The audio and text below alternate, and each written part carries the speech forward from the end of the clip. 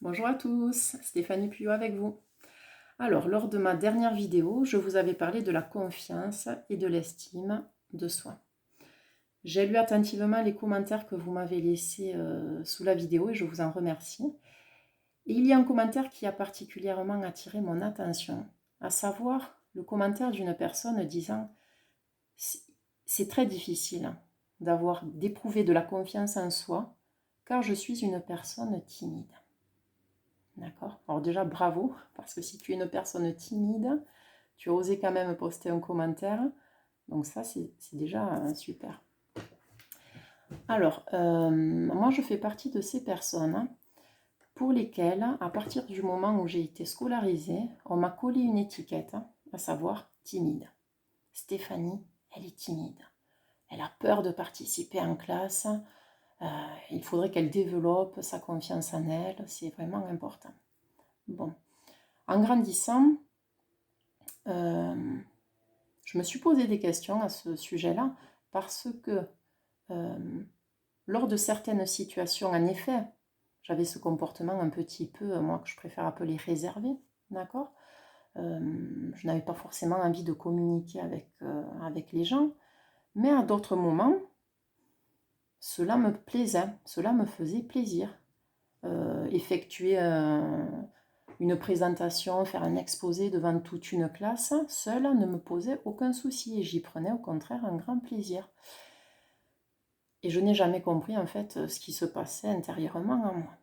Et il y a de cela quelques mois, j'ai débuté une formation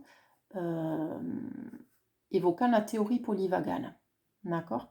Donc la théorie polyvagale de Stephen Porges, c'est le lien en fait entre le système nerveux et le comportement que l'on a avec les autres. D'accord? Lorsque je suis timide, je me sens en insécurité.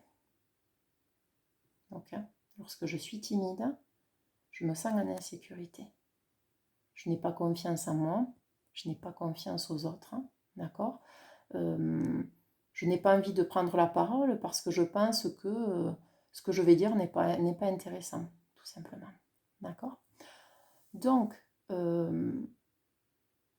la théorie polyvagale, en fait, c'est apprendre à se sécuriser de l'intérieur. Alors, comment on fait cela? En étant conscient déjà de son état. D'accord? Puisqu'il y a dans cette théorie polyvagale 3 états. L'état que l'on va appeler dorsal, donc c'est le cas de la personne timide, qui se met en retrait, qui s'isole, qui communique peu, qui est en insécurité face aux autres. Donc on ne crée pas du lien avec les autres dans ce cas-là.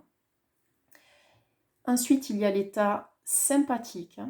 Donc sympathique, c'est la personne qui va passer à l'action, qui va avoir besoin de passer à l'action sans arrêt, sans arrêt, sans arrêt, pour avoir confiance en elle. D'accord? Donc au contraire de la personne dorsale, la personne sympathique va avoir du mal à se poser. C'est souvent des personnes qui passent à l'action sans arrêt, mais du coup elles s'épuisent. Elles peuvent s'épuiser à la tâche et en arriver à faire des burn-out par exemple. D'accord? Méditer, pour une personne sympathique, c'est très difficile. Pour un dorsal, c'est plus facile. Okay? Et ensuite, le 3e état, il s'agit de l'état ventral. C'est à cet état-là qu'on veut arriver. Puisque lorsque je suis en ventral, à l'intérieur de moi-même, je me sens en sécurité et je me sens bien. Je me sens en lien avec les autres. D'accord?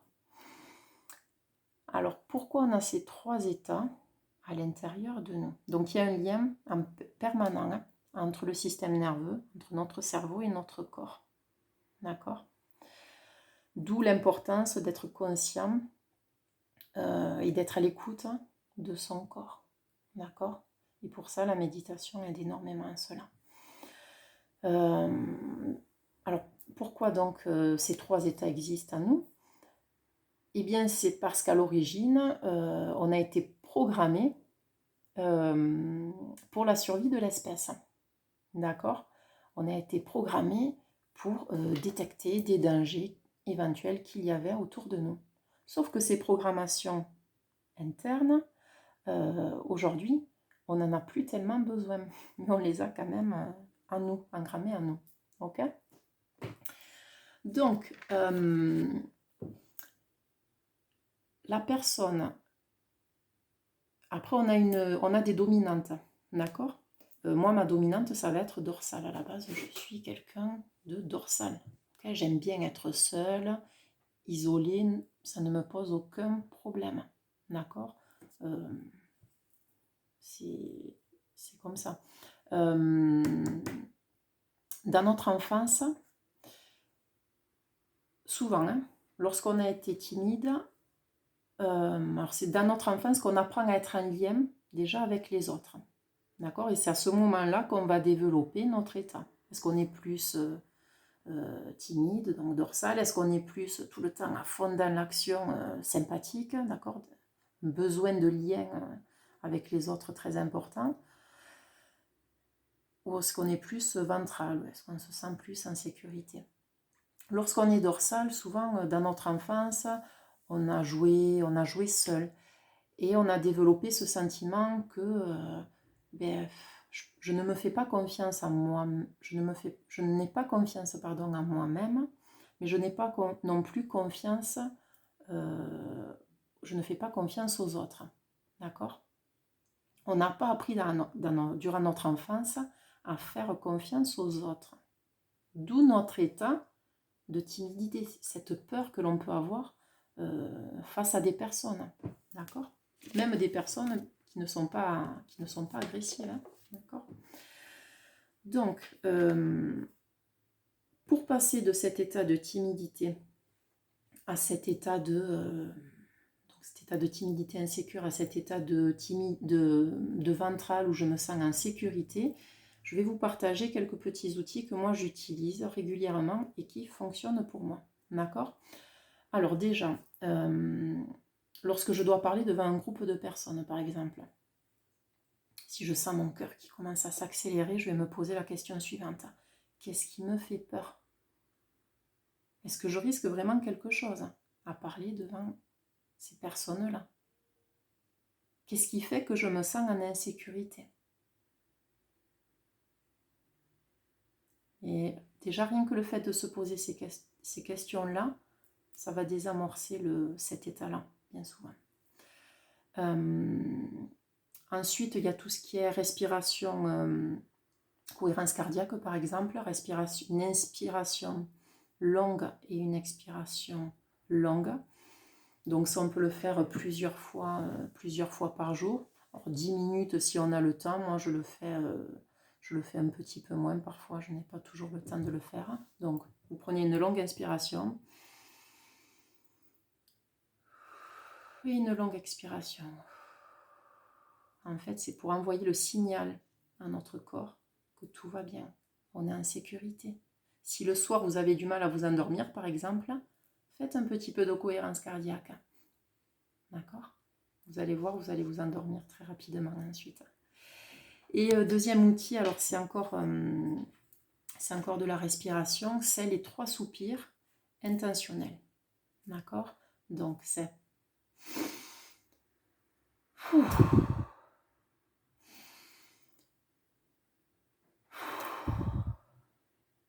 J'inspire et j'expire le plus possible. Imaginez, vous devez prendre un bus, le bus passe à côté de vous, il s'arrête à l'arrêt, vous avez quelques mètres à faire, vous courez, finalement vous êtes au niveau du bus, vous avez le temps de monter dans le bus, vous vous asseyez sur le siège et là, c'est bon, vous êtes dans le bus. Ok?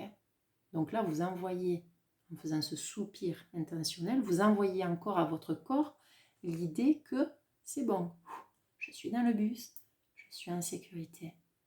Ok, je ne crains rien, je ne suis pas en retard. D'accord? Le soupir intentionnel, on peut le pratiquer également lorsqu'on entre dans un bain froid. Lorsque vous rentrez, donc là les vacances sont terminées pour moi en tout cas. Lorsque je me suis baignée à la mer cet été, lorsque l'eau était froide, si vous rentrez dans l'eau, souvent la façon que l'on a d'entrer dans l'eau, c'est on rentre et... Oula, oula, ouh, c'est froid, c'est froid, c'est froid, c'est froid. Ouh. Vous voyez, ce soupir intentionnel une fois que je suis dans l'eau. Belle idée. Vous pouvez vous entraîner lorsque vous êtes sous la douche, par exemple. Donc, vous allumez l'eau froide, ok, et juste avant de vous faire couler l'eau froide sur vous, vous effectuez, alors vous respirez, vous allumez l'eau, et lorsque l'eau coule, soupir intentionnel, ok. Et là, vous envoyez encore une fois le message à votre corps que c'est bon, ce n'est que de l'eau froide, je ne risque rien, tout va bien. Après, c'est agréable ou pas, mais enfin, pour moi, c'est pas désagréable. En faisant ce soupir intentionnel, voilà. Donc voilà en gros ce que j'avais à vous dire. C'est cette théorie polyvagale, c'est quelque chose qui me passionne. J'ai encore plein de choses à apprendre. Là, je vous ai partagé quelques outils moi, qui me servent bien au quotidien. Et je tâcherai, si je le peux, de vous en transmettre d'autres lors des prochaines vidéos. Voilà. Donc en tout cas, rappelez-vous bien, pour sortir de cet état de timidité, d'accord, déjà, première chose, en être conscient. Ok, là, je suis timide, ok, mais pourquoi en fait? Pourquoi? Est-ce qu'il y a une raison? Pourquoi je me sens en insécurité? De quoi j'ai peur? Ok. Et troisième action que vous pouvez mettre en place, c'est soupir intentionnel ou bien un petit peu de cohérence cardiaque. Ok, après, il y a des visualisations aussi, enfin, il y a tout un tas de choses. Mais dites-vous bien que voilà, vous êtes timide à un certain moment, d'accord? Après, à vous de vouloir en sortir ou pas. Mais on peut en sortir. Et ça fait du bien parce qu'à partir du moment où on est en état de ventral, eh bien, on se sent en sécurité et on peut se permettre d'être qui l'on est vraiment devant les autres et de ne plus jouer un rôle en fait, de se sentir libre d'être qui l'on est. Ok? Allez, bye bye, je vous embrasse. À bientôt. Ciao.